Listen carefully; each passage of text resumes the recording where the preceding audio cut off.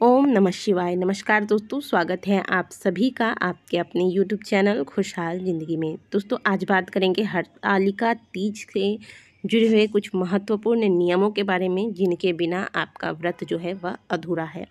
सबसे पहले आप सभी को हरतालिका तीज की बहुत सारी शुभकामनाएं। हरतालिका तीज का व्रत सुहागिन महिलाओं द्वारा किया जाता है।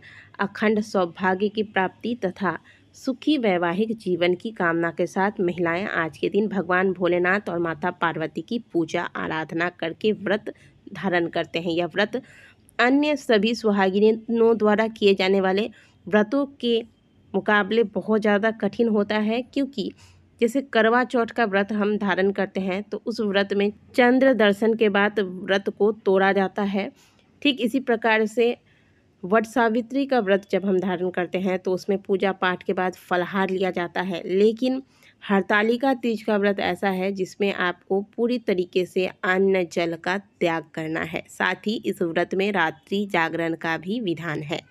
हरतालिका तीज व्रत के कथा के अनुसार जो महिलाएं इस व्रत के नियमों का पालन नहीं करती है, व्रत का संकल्प लेने के बाद व्रत के दौरान जल ग्रहण करती है, उन्हें अगले जन्म में मछली का शरीर प्राप्त होता है। जो महिलाएं फलाहार लेती हैं उन्हें अगले जन्म में बंदर का शरीर प्राप्त होता है। और जो महिलाएं इस दिन सोती हैं उन्हें अजगर और मच्छर की योनि में जाना पड़ता है। तो अब आप चिंता मत कीजिए, आज के वीडियो में हम आपको संपूर्ण नियम बताएंगे कि आपको इस व्रत के दौरान किन बातों का ध्यान रखना है ताकि व्रत का पूर्ण फल आपको प्राप्त हो सके। वीडियो को आगे बढ़ाने से पहले आप सभी से रिक्वेस्ट है कि वीडियो को लाइक ज़रूर कीजिए। अगर चैनल पर पहली बार आए हैं तो चैनल को सब्सक्राइब अवश्य कीजिएगा। सबसे पहली बात, क्योंकि इस बार अधिक मास लगा था, इस वजह से जो महिलाएं पहली बार व्रत आरंभ करना चाहती हैं वो इस बार व्रत आरंभ नहीं कर सकती हैं। उन्हें अब अगले साल से ही कोई भी नया व्रत आरंभ करना है। अब बात करते हैं नियमों की। तो सबसे पहले नियम आरंभ होता है नहाए खाए वाले दिन से। हरतालिका तीज वाले दिन बाल धोकर स्नान नहीं करना है किसी भी महिला को। तो एक दिन पहले ही आप बाल धोकर अच्छे से स्नान कर लें।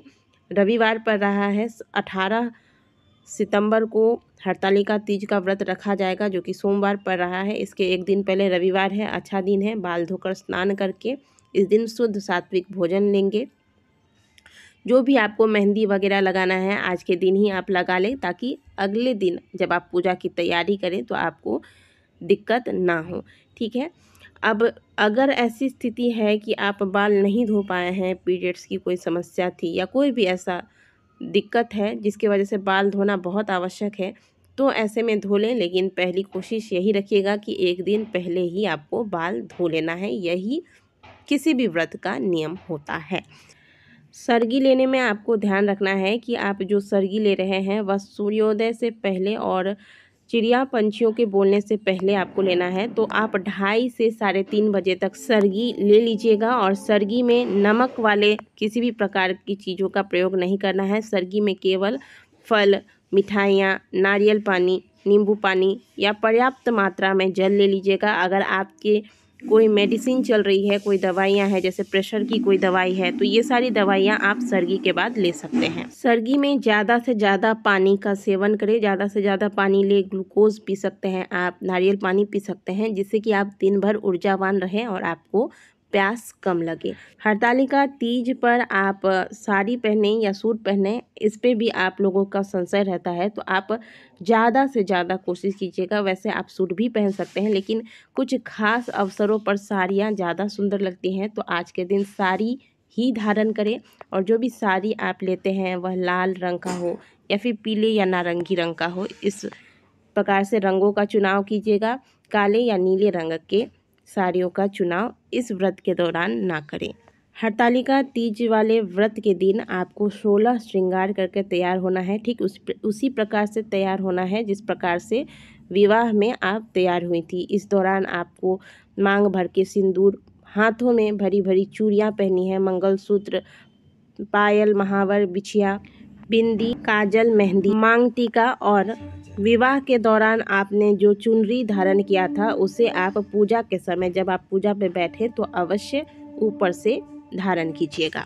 अब बात करें व्रत के नियम की, तो व्रत का बस एक ही नियम है कि आज के दिन आपको निर्जल और निराहार रहना है। यही इस व्रत का नियम है और इसीलिए यह व्रत सभी व्रतों में कठिन व्रत माना गया है। साथ ही आज के दिन आपको दिन में भी नहीं सोना है। अब बात करते हैं पूजन सामग्री की, तो आज के दिन आप पंचामृत की व्यवस्था कर लीजिएगा। बेलपत्री, पीले, सफ़ेद, लाल रंग के पुष्प, दुर्वा। एक कलश की स्थापना करने के लिए जो भी सामग्रियां आपको बताई जाती है वो सभी सामग्रियां रख लीजिएगा। एक चौकी बिछा लीजिएगा, इस पे पीले या फिर लाल रंग के वस्त्र बिछाइएगा। भगवान भोलेनाथ, माता पार्वती और भगवान गणेश की कोई संयुक्त फोटो है यानी कि शिव परिवार का कोई एक फोटो रखिएगा। पार्थिव शिवलिंग का निर्माण कीजिएगा। सुपारी और हल्दी से गौरी गणेश बना लीजिएगा और 5 प्रकार के फल, सफ़ेद मिठाइयाँ, जो पकवान आपके यहाँ बनाने का विधान है, जो आप प्रत्येक तीज में बनाते हैं, और हो सके तो आज के दिन आटे का चूरमा अवश्य बनाइएगा। यह विशेष प्रसाद होता है तीज का। जहाँ आप पूजन करेंगे उस स्थान को सुंदर से पहले साफ करके गंगा जल छिड़क कर उस स्थान को पवित्र करें। सुंदर सा मंडप तैयार करें। पूजा सामग्रियाँ पहले से आप व्यवस्थित करके रख लें ताकि पूजा के दौरान आपको बार बार उठना ना पड़े। भगवान भोलेनाथ की पूजा में जो भी सामग्रियाँ बताई जाती है, बेलपत्री, पुष्प इत्यादि, इनके अलावा आप एक पीले या फिर सफ़ेद रंग का वस्त्र रखें, जनेऊ रखें, इत्र रखें। माता पार्वती को चढ़ाने के लिए सुहाग की सामग्रियाँ जिनमें कि चूड़ी, महावर, मेहंदी, बिंदी, लाल रंग का एक कोई वस्त्र अगर आप रख सकते हैं तो अवश्य रखिएगा, काजल। इसके अलावा और जो भी चीज़ें आप रखना चाहें अवश्य रखिएगा, लेकिन ये मुख्य चीज़ें हैं जो आज के दिन माता पार्वती को सुहाग की वस्तुओं में अर्पित की जाती हैं। फल में आप केला और एक श्रीफल यानी कि नारियल, इसके अलावा और जो भी मौसमी फल होता है इनको शामिल करें। इसके अलावा पान, सुपारी, इलायची इत्यादि रख लीजिएगा। कथा पढ़ने के लिए कथा की पुस्तक रखें। पूजा की विधि मैं आपको अगले वीडियो में बताऊंगी।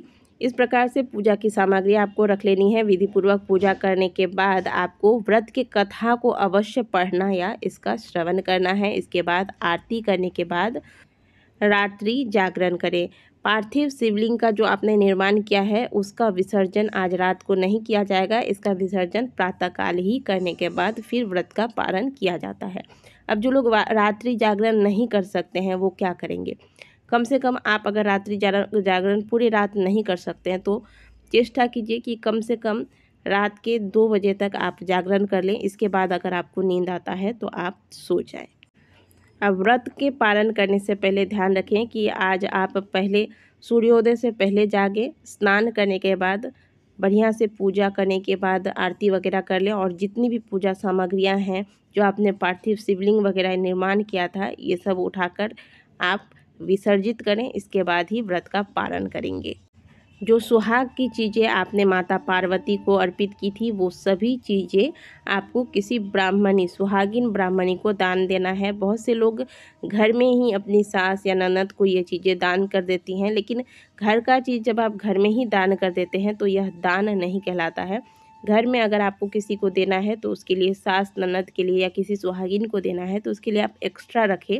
लेकिन जो चीज़ें आप माता पार्वती के समक्ष चढ़ाते हैं वह किसी सुहागिन ब्राह्मणी को ही दान देना है। इसमें से एक चीज़ आप अपने लिए माता पार्वती का आशीर्वाद समझकर रख सकते हैं और इसका प्रयोग करें। तीज व्रत के दिन इस बात का ध्यान रखें कि आपने व्रत किया है, लेकिन इसके अलावा घर में जो लोग व्रत नहीं करते हैं उन्हें भी नियमों का पालन करना चाहिए। आज के दिन घर में प्याज, लहसुन, मांस इत्यादि का बिल्कुल भी प्रयोग नहीं करना है। आज के दिन नाखून नहीं कटवाना है, हजामत नहीं करवाना है। साथ ही जो सुहागिन महिलाएं हैं वह पूजा पूर्ण होने के बाद घर में जितने भी बड़े बुजुर्ग हैं उनका चरण स्पर्श करके उनका आशीर्वाद अवश्य लें। इस प्रकार से आपको तीज के व्रत में इन नियमों का पालन करना चाहिए।